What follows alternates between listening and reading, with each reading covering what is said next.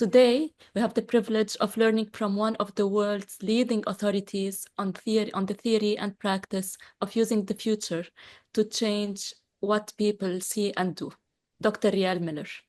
Riel is the former head of Foresight and Futures Literacy at UNESCO and has been instrumental in shaping futures literacy as a capability, helping individuals and institutions better understand the role of the future in what they see and do. Riel now collaborates with universities, governments, companies, and think tanks to promote anticipatory systems thinking. He has led hundreds of foresight projects globally and holds senior fellowships at institutions across Canada, Europe, Africa, and Asia. His work spans governance, education, innovation, and public policy, and he's here with us today to demystify and really unpack a foundational question: what is futures literacy? In this VUCA world, shaped by volatility, uncertainty, complexity, and ambiguity, how can we better imagine the future? And how can future thinking be democratized, made accessible to everyone, and not just experts? Please join me in welcoming Dr. Riel Miller. Thank you. Thank you very much, Stephanie, and thank you very much for the organizers of these KnowTalks. It's a privilege to be here, Stephanie, and thank you. I welcome the opportunity. Thank you. It's a beautiful question, and I want to start with the demystify invitation to kind of make something precisely accessible and available and not mystified and not expert-based. And it's to really say that we all use the future all the time, that the future is present in our lives constantly. And a baby who cries to be fed, or when you cross the street, you look to see if there are cars coming and you imagine what might happen. And it's a very, very universal and fundamental aspect of all living systems. So this is one of the key, I think, starting points for recognizing that there's a diversity of reasons and methods for thinking about the future. And let me just point out that this idea of a diversity of reasons is not just the reason that says, I need to see if there's a car coming so I don't get hit, or I'm hungry and I want to get fed. But there are reasons which are related to the way in which we interact. And Stephanie pronounced it, I think, very clearly, that there's a distinction here between what I see and what I do. And very often, because we're so accustomed to using our imagination in order to do something very specific, to achieve a very specific goal, and to contend with causality. If I touch a hot stove, it will burn my hand, and I expect that. So there's a model I have in my head, and it's a very causal model. And what I'm trying to draw attention to here is the aspect of futures literacy, which really has to do with becoming more aware of the different kinds of futures that we deal with. And of course, we're all familiar with the idea of reading and writing literacy. That's something that everybody, I think, is able to understand. And we also understand very, I think, directly that when we learn to read and write, we can relate to it because we're able to talk. We have language, and reading and writing capitalizes on language and enhances what we can do with language. Very much the same for futures literacy, which enhances the ways in which our imagination makes use of the not past, not future. Now you'll see I've avoided the word future here because sometimes I find that the word future can be a little bit confusing and deceptive. So here's a part of the demystification. There's a tendency to assume that the future is something that we think of as a goal or a vision or something to be avoided or something to prepare. And we have a specific idea of what that future is. But you need to I think, recognize that if we have a specific idea of the future, in fact, it can only be based on the past, because what we don't know and the future doesn't exist yet, we can't invent. It's just not there. So there's this kind of dilemma, but also habit that we develop, that we're using the future because we want it to achieve a specific goal.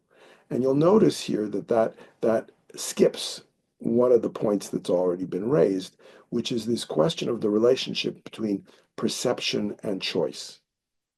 Now, everybody knows that when you go to a restaurant, for instance, first there's the menu, then you make the choice. Without the menu, well, you have to ask the waiter or the cook or whatever what they have in the kitchen. But you need to have a choice available to you to make that choice. And that's where perception is really very fundamental. And of course, our expectations, what we think of in the future, what we imagine in the future, shapes that perception. It draws our attention. You know, the very familiar example of predators and prey, and how you need to look at the pattern and identify the movement in order to be able to avoid being eaten. These are things where you see that our attention is drawn by the patterns that we expect, the patterns we have learned or been taught to pay attention to. So let's say, for instance, go to university so you can get a good job. That's a pattern and an expectation. And as a result, where you look for learning is often specific, sometimes perhaps narrowed down to what it takes to get into so-called good universities.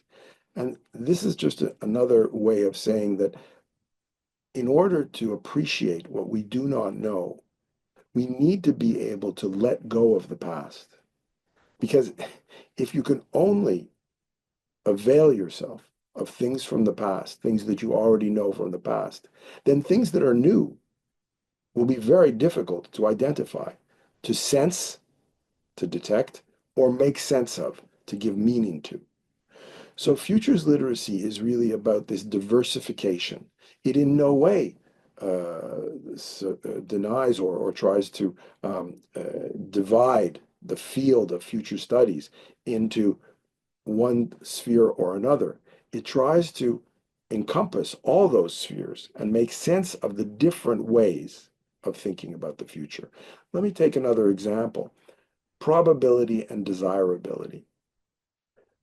It's pretty straightforward to see that when it comes to winning a bet, buying a lottery ticket, you look at the probability and you think to yourself, is it likely that I'll win?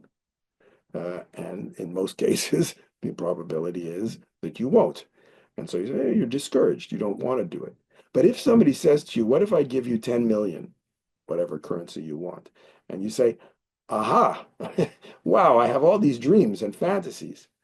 Well, the desirable and the probable are not generated in your mind in the same way. And you don't use the same methods. The method of probability is a statistical, past-based approach.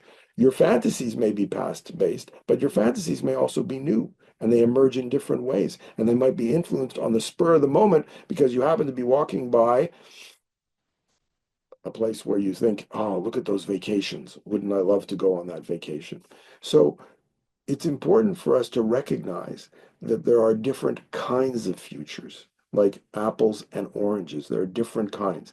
And being able to identify those different kinds of futures and understand the different methods that are associated with those different futures and the different reasons allows us to become much more capable to exercise our imagination.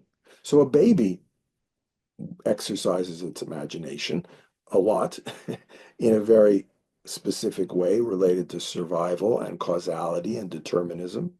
But then when we move into adolescence and the world does inform us through experience of its ambiguity, of its novelty, of its emergence, of its ephemerality, things that don't last, things that are not permanent, then what kind of anticipatory systems, processes are we going to use? If we stick and remain stuck within the child systems of anticipation, it's very, very difficult, very disappointing, very frightening. And a curious thing happens when humans in this current period of time go into their adolescent phase. They're often being required to perform to the test, to conform to the expectations of success.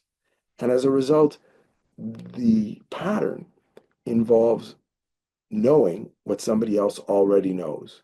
In other words, what you want to try and do is prepare for something that is already known. So therefore, your anticipatory system, what is successful, is based on certainty. You want to know for sure what's going to be on the test so you can succeed. This is not ambiguity. This is not improvisation. This is not knowing. This is knowing in advance. Now, if we don't practice imagining on the basis of the not past, if we don't practice inventing, developing new understandings of the potential of the present for the future, because new things emerge in the present, then actually we become very afraid of difference and we become almost addicted to the illusion of certainty. So futures illiteracy brings with it a great deal of anxiety and stress. And again, to make the comparison to reading and writing, we all know that when you learn to read and write, by enhancing the capacity to use language, we open up worlds. We become more capable. But we also know that you don't know what you're going to use it for because it's a competency. It's not something that says, oh, I'm going to only use it to read comics. I'm going to only use it to do laundry lists. I'm only going to use it. No, you say, I learned to read and write. I'm going to use it for poetry. I might use it for recording speeches. Who knows? And it will open up potential that is emergent. And this is a crucial point, is that our universe is emergent. And every moment is simultaneously, right at the same time, a bet.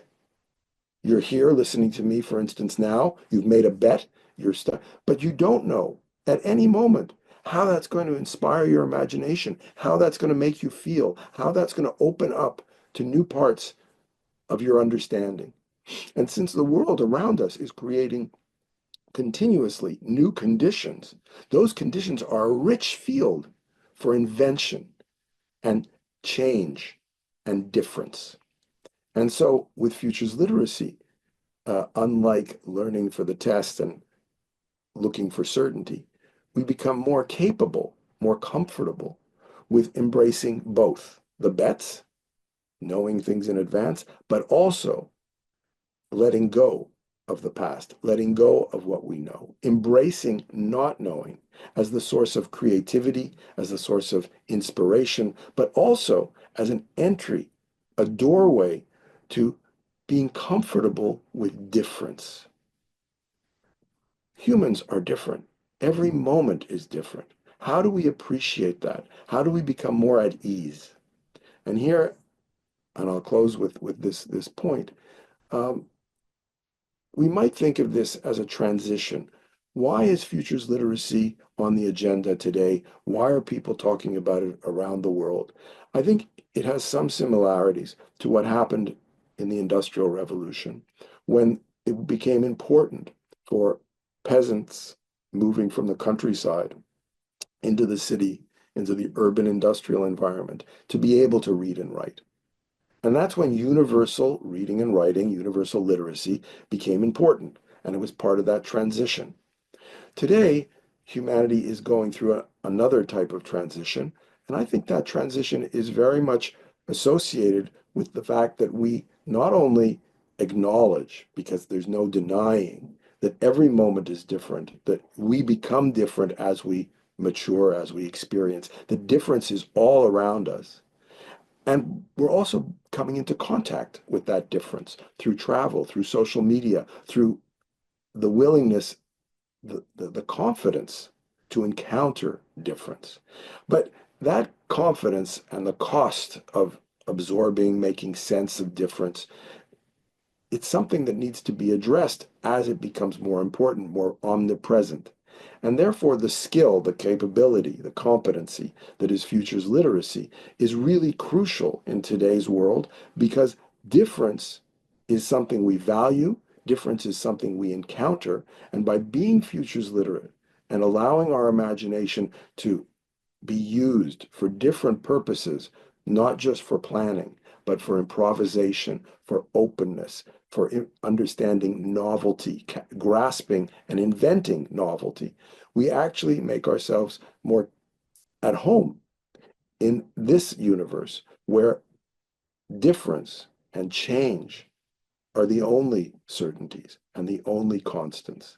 And I hope that the development of futures literacy and the underlying understanding of the anticipatory systems and processes is something that can really assist, contribute to the kinds of transitions that are taking place in the world around us today. So that would be an initial introduction, Stephanie, and perhaps we can do some questions and answers and have a little bit of an exchange. Thank you so much, Riel, for that truly thought-provoking and inspiring presentation. And so we make a home with this universe through this, like this really stayed with me. And it speaks to something like deeply human, and that futures literacy isn't just about strategy or planning, but also about belonging. Exactly. Exactly. Yes. Riel, given your experience, what practical steps can educational institutions take to embed futures literacy into their curricula, ensuring students are better prepared for an unpredictable future?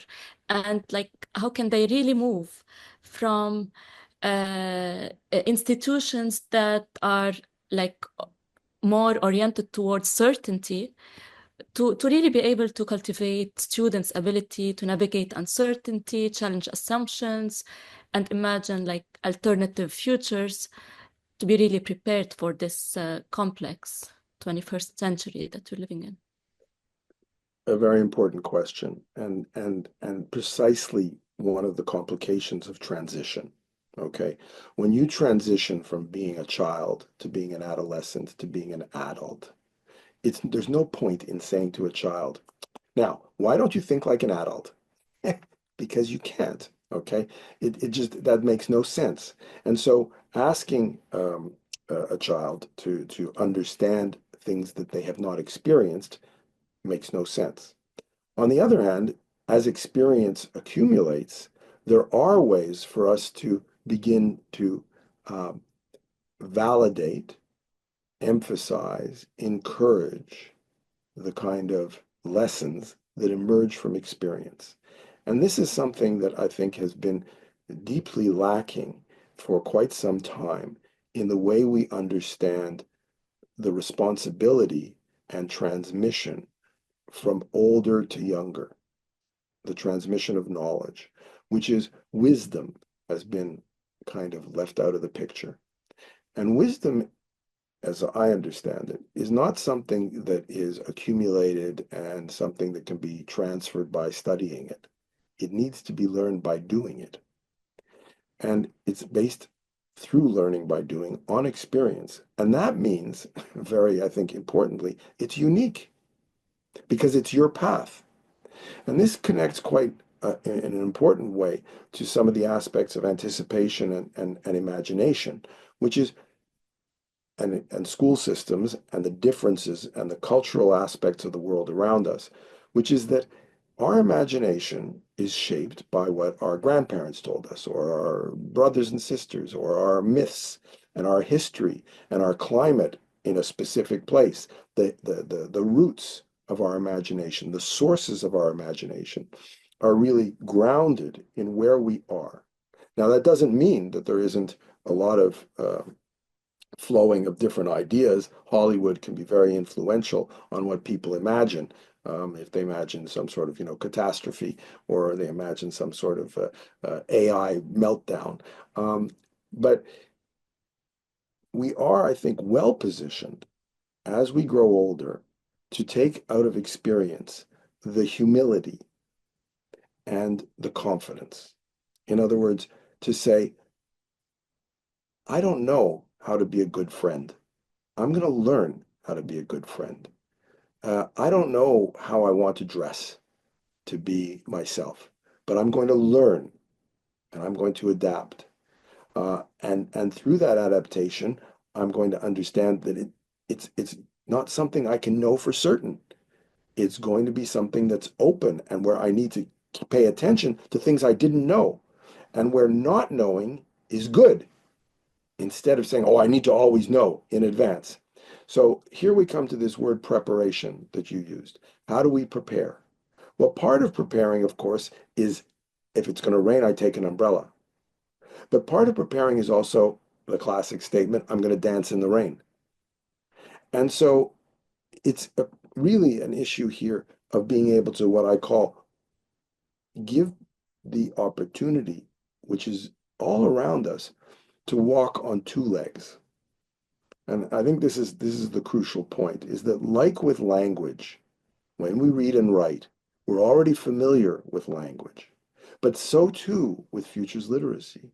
We're already familiar with imagining the future. We're imagining the future constantly when we decide to go and what for dinner and where we're going to go for a vacation and where. I mean, we use the future. What I'm going to get, what I'm going to put on to get dressed in the morning. You imagine the day. I mean, we use our imagination all the time. Use our imagination aware of how it works, exercising the different muscles that make up our imagination for different purposes is really something I think that education systems can begin to do, but will need to be introduced in such a way that we recognize that there's no test, that there's no right answer, that it's exploration, it's learning by doing, and the gradual reinforcement of confidence in our own wisdom. And that, by the way, is fundamental to emergence, agility, adaptation, and also something that's really fairly strange sounding in a way, which is what I would call not doing.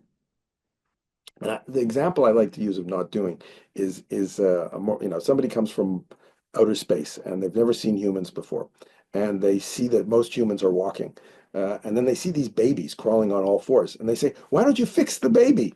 Why don't you fix the baby? The baby's broken." And I say, "No, no, no, no, no. Just wait, okay? Don't do anything. Not do. Let it emerge." And there's many, many things in the world around us that are like that, where emergence will open up new possibilities and new ways of looking at things and precipitating urgency, solving the problem is not always the best way to look at the world around us.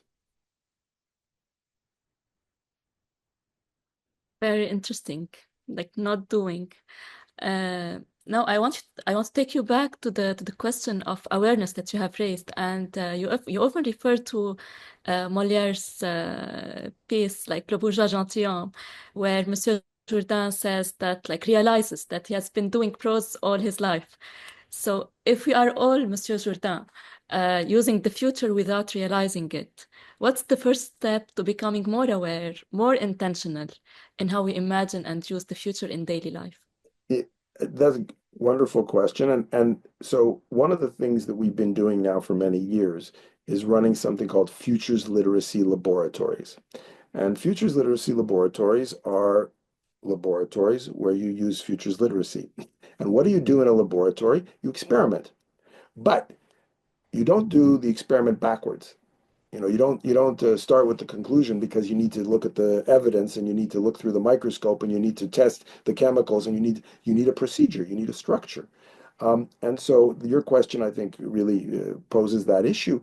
How to become aware of what we're doing, and how, in that sense, to be able to put labels and structure and sequence and distinctions, which are part of developing an awareness. How to do that. And in a futures literacy lab, the crucial thing is to start where people are at. No learning voyage can start where people are not. I mean, you can't start where you aren't.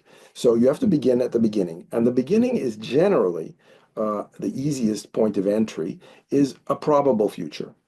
What's the probable future of my vacations? What's the probable future of um, what's going on with somebody in my family or somebody in my life? And you think about the probable future. What's the probable future of my community? What's the probable future of, water, climate, etc.? And, some of these are going to be negative futures. Some of them are going to be positive futures, but they're probable. And you begin to question in your head, where is my probability coming from?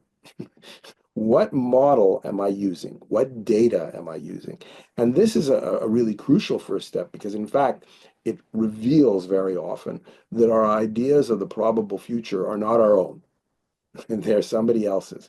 I worked for many years at the organization called the Organization for Economic Cooperation and Development, where we do forecasts of the economy.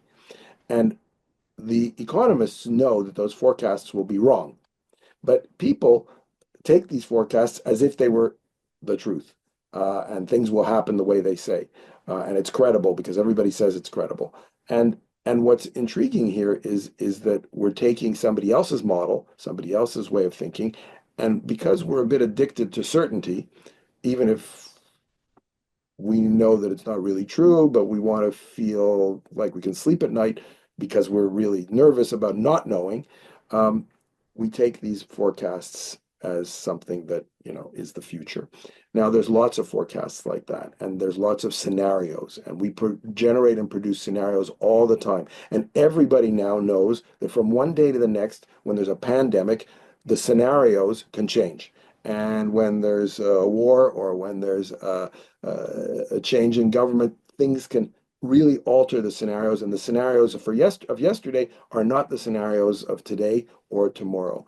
And so what you learn from thinking about probability is that you're often using somebody else's model. You're often using somebody else's ideas. There's a kind of pejorative way of saying that your imagination is colonized by somebody else's thinking. And that's, again, where the issue of where does my imagination come from in my own home, from my own roots, and where I can think about my own myths and my own desires. In addition to probability, there's the point that I already raised, which is desirability, and this distinction between probable and desirable. And the beginning of a Futures Literacy Lab basically unpacks that experience by enabling or allowing or inviting people to share their imagination, to share their descriptions of the imaginary future. And you'll hear me repeating the word imagination. That's because the future can only be imaginary in conscious human thought, because there's no way to go to the future. There's no data from the future. The future is wide open. I mean, who knows what can happen from the point of view of being human? Humans are limited in our ability to do that, and we need to be able to live with that openness. Uh, by experiencing the difference between probability and desirability, we take the first step on what I was talking about earlier, diversifying our imagination, distinguishing apples from oranges. And you can do that every day, all the time. You can say, oh, I'm thinking about this probabilistically. When I cross the street, I am thinking I will make it across the street if I wait for the light or if the cars are not coming. But then you can say to yourself, why am I crossing the street? Oh, because I want to go to the cafe on the other side. Oh, because I want to meet my friends on the other side. Oh, I have to go to my office or whatever. And you say, oh, there's a distinction here between probable and desirable in everyday life, just like that. And then once you get those kind of ideas under your belt, you can say, there's something else that's interesting here. Not only is there probable and desirable, will I make it to the other side of the street? Why do I want to go to the other side of the street? But if I keep my mind open, something that might not expect is happening on the other side of the street. And I might discover, who knows, oh, there's a movie being played, or, there's a friend of mine that I didn't expect, or, there's a gathering happening. And what does that mean? And how might, and so you could change your whole day. You could go off in a new direction. You could learn something completely new. But imagine if you didn't entertain that emergence. And you said, no, I wanted to cross the street to go to my office. I'm not going to look at anything else. I'm just going to do this. Okay, okay, you go to your office. But that does not deny that as you walk from across the street and go to, many things could happen that are open, that are unknowable in advance, that are emergent, that are novel, that are part of the richness of experience in the moment. And those experiences, they might not last, might be 2 minutes. Oh, what a pleasure to see you. Fantastic. I feel really good. And that's it. But then because you saw them, your day is different. And you need to be open, I think, to that difference and aware that, oh, I met that person and made me think of this. And then all of a sudden, ooh, things go off in a completely different direction. The fact that we live with probability, desirability, and emergence, all three of which depend on our imagination, meaning allowing our imagination to work. In the case of probable, it's from the past. In the case of desirable, it's our values and our experiences and our dreams and our fantasies. In the case of emergence, it's our confidence to say, I don't know. This is something new, and I have no idea what it's going to lead to, but I'm going to let myself experience it and be open to it.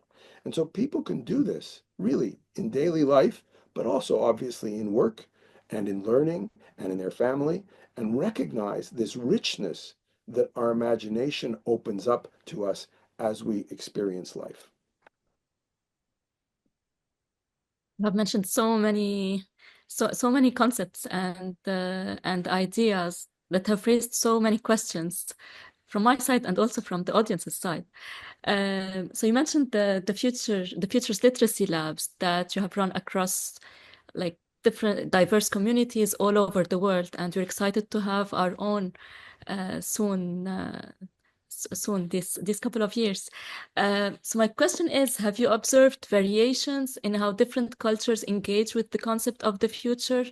And more than this, how can futures literacy practices be adapted to respect and incorporate these cultural nuances rather than perhaps like impose a universal or Western centric approach to thinking about the future? Totally crucial question. And there's a couple of different ways to talk about this. Um, one of them is to ask the question, and this is, maybe a little bit my academic hat on, the researcher scholar hat. The idea that we're talking about here comes from biology.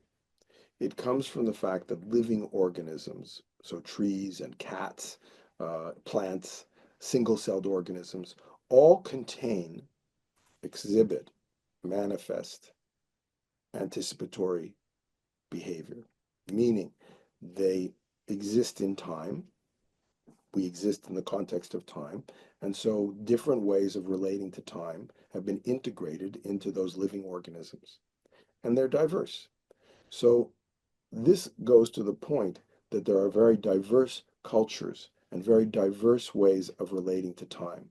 There's circular time, there's linear time, there's discontinuous time, there's time that I control.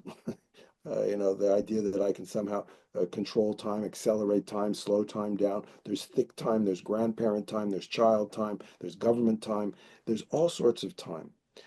And we live in this really rich environment where time is multidimensional. And we live in this context where anticipation is diverse. And if you put all of that together, it gives you, I think, a picture that is inherently diverse and different. In other words, our imagination cannot be just understood in one way. And our relationship to time and our relationship to the future, time, past, present, future to time, is not just a single way of looking at things. And this is in part why I was a little bit cautious about the word future. Futures, imaginaries, imagination, scenarios. In other words, when we begin to recognize that everybody lives in this multidimensional, what we would call different ways of knowing, different ways of relating to time and to our imagination, it provides us with a very evident explanation of why there's so much difference and how these differences emerge and get reproduced and provide us with different ways of seeing things. And I hope, in the sense that if we get more familiar with things, that we understand things from this perspective, our fear is reduced. Our fear of uncertainty, our fear of difference. But that's not fear that's reduced because I know the answer. It's the fear that's reduced because I believe I can learn. If I don't know, I can explore. If I don't know, I can let go of what makes me narrow and open my mind. That doesn't mean I have to change or be different, but comprehension is really fundamental, I think, to being comfortable in the world that we live in. If we don't comprehend it in the sense that it seems foreign and dangerous and threatening, then we're gonna be defensive and we're gonna have fight or flight. It's gonna feel violent. But if we comprehend that we don't know, might sound paradoxical. If we comprehend that we can learn, if we have the confidence that we can learn, then we don't have to be afraid. Yes, very true. But at the same time, like it's clear that many people are still included from meaningful participation in shaping the future. And what do you see are as the biggest barriers to democratizing futures literacy? In other words, whose futures are being imagined and whose are being left behind? There's this is the crucial question. It might sound a little bit shocking, but I don't think humans shape the future. I think that that's one of the things we learn with futures literacy, is that we're not, and I use this with the small g. Humans are not gods, and we don't control or determine the future. And uh, there's power, and there's oppression, and there's liberty that exist, and people can be left out, oppressed. They can be excluded, no doubt. But nobody is excluded from anticipation, because a baby anticipates. Everybody anticipates, and as we know, nobody's excluded from, in their own mind, having their own thoughts. Um, and so it's really the question of how we respect, I think, the world around us and each other, and become, hopefully, this is my values, hopefully less oriented towards winning the future, conquering the future, determining the future. Looking for the certainty of conquest, victory, dominance. Humanity has demonstrated for many thousands of years how brutal we can be. We can be very brutal to each other, and we are pretty brutal to our planet. And the planet that could care less, I think, has sent us a message which we will either pay attention to or not, which says, if you brutalize, if you're violent, if you're extractive and conquesting oriented to your own home, to your own environment, you will destroy it and you will suffer the consequences. The planet could care less. 100 million years from now, the planet's not going to pay any attention any more than it paid attention 100 million years ago. But we have this opportunity to question our own orientation, our own framework for understanding what it means to be human, and to really fundamentally question this idea of agency. Humans live in this rich, emergent universe. We do not determine what happens. We have influence, we can have a role, but very often, just think of it this way: the role you think you're playing turns out to be the opposite of what you expected. What you learn or what you actually achieve has a completely different meaning once it happens. And that's the fundamental emergent nature of being alive and being in time. Things do not stay the same.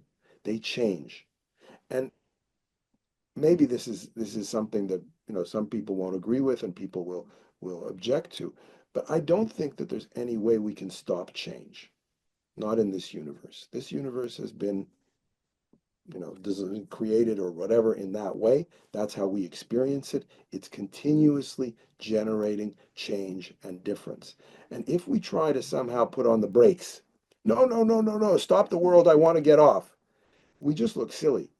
And not only that, we, I think, end up feeling disappointed, despairing, angry, frustrated, disappointed by the people who promised, I'm going to put the brakes on, I'm going to turn things into the past. That's not the way it works. That's just not the way our universe works. And so it's important to be at home in our universe, not trying to be outside it or separate or different from the universe.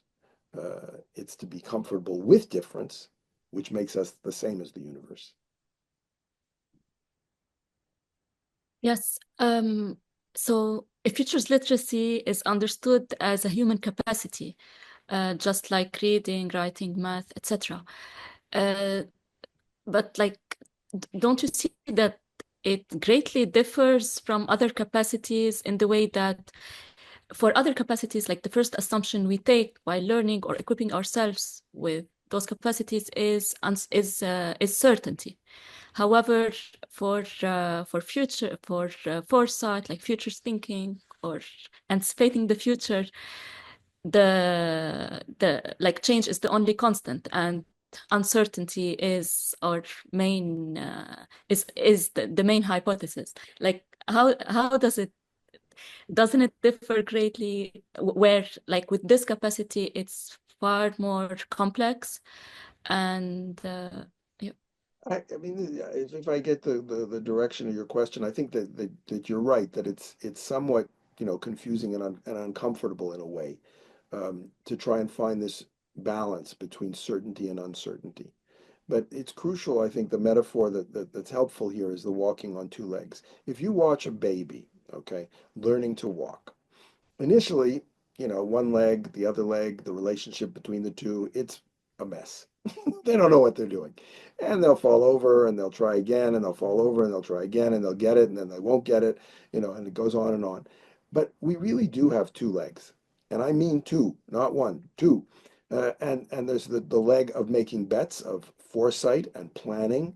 And these are very important. They're crucial. We have to make bets. We have no choice. People made the bet to, for instance, watch this webinar.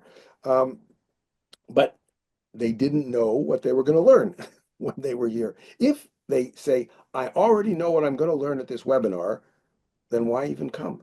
You don't have to.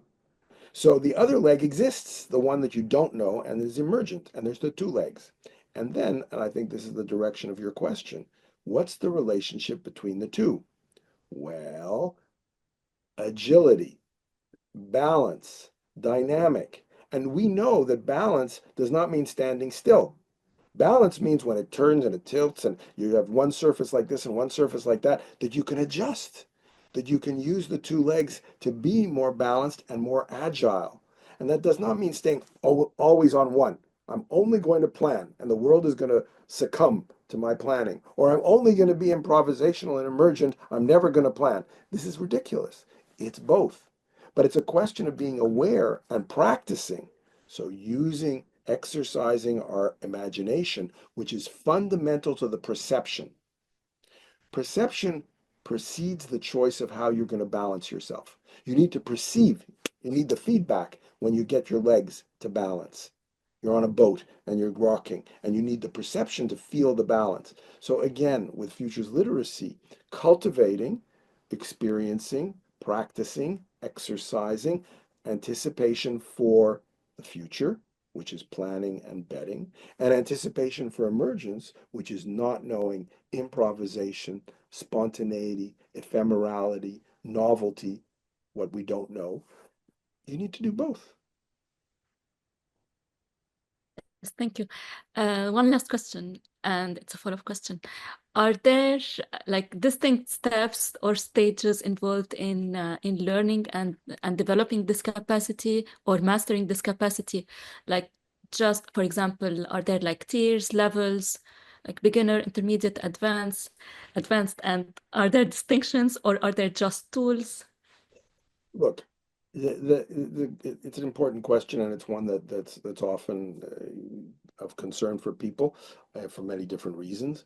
Um, there's kind of two answers to the question. One is that as you get older, you learn that love changes. You learn that friendships change. You learn that what you expected when you were a child or an adolescent is not the way the world works. And furthermore, you realize that you change, and you change, and they change, and everything, and you become aware with greater wisdom of experience that there's change. And so, I don't think you can score wisdom, because I think wisdom is unique to each person based on their experience and their context. Wisdom is something that serves you as you develop it. But there is the question of validation, valorization, recognition, what we call metacognition, being able to know what you know. And that is something that can be reinforced and developed. And this is precisely what futures literacy and futures literacy laboratories are meant to do, is to provide people with the awareness. There's the famous film, the Wizard of Oz, that some people may have seen, and you made reference to Monsieur Jourdain. I'm speaking prose, but in the Wizard of Oz, of course, the lion doesn't think he's courageous. But then when the wizard gives him the heart, he realizes he's courageous. Is that the right? Am I making the right? But the point that I'm making here is that it is important to reinforce, to recognize, to make explicit. And I think one of the points that you've already raised many times, and it's a very crucial one, is this issue of democratization, of giving people the sense that they don't have to depend on the technocrat or some sort of vision to use their imagination, that they can use their imagination in many different ways that are appropriate to their circumstances and, crucially, related to their happiness, their well-being. Why should my way of living, and you raised this issue about being different in different cultures, why should I live the way somebody else lives? I'm based on my culture and my history. I want to be able to live the way I want to live. And we see this, and it was one of the very violent aspects of the Industrial Revolution and the transition to industrial society, that people were torn off the land, and people were obliged through starvation and through the need to create opportunities that no longer existed in the rural context to leave their world, to leave their way of life and their culture. And I'm not saying that that kind of change will stop, but what I'm trying to say is that we have to be able to understand where our differences come from, what our origins and roots are, and use those sources to help us to imagine ways of living that are agreeable, that make sense to us now. And maybe this is the point to end on, is that I think that way of approaching things implies a lightness of legacy. My greatest gift is to be good compost, to be light compost, to not weigh on the shoulders of future generations, but to have confidence that those generations will know their own context, their own situation. And if I can gift that lightness of saying, I'm confident that you will become wise in your own way, in your own time, not the wisdom of my life or the wisdom of my time, then we open up the creativity and the capacity that humans have to be free. Thank you so much. Thank you once again, Dr. Riel Miller, for this truly enriching conversation and for reminding us that futures literacy is a human capacity and really a way of seeing, sensing, and expanding what's possible. And as you so beautifully put it, we make a home with this universe through this. And this idea captures so much that by learning to imagine differently, we learn to live differently. And we find belonging not in control or certainty, but in curiosity, in connection, and also in the courage, like the lion in The Wizard of Oz, to question what we take for granted. Thank you, and thank you to everyone who joined us today. Let's keep imagining and let's keep making home with this universe. And we see you again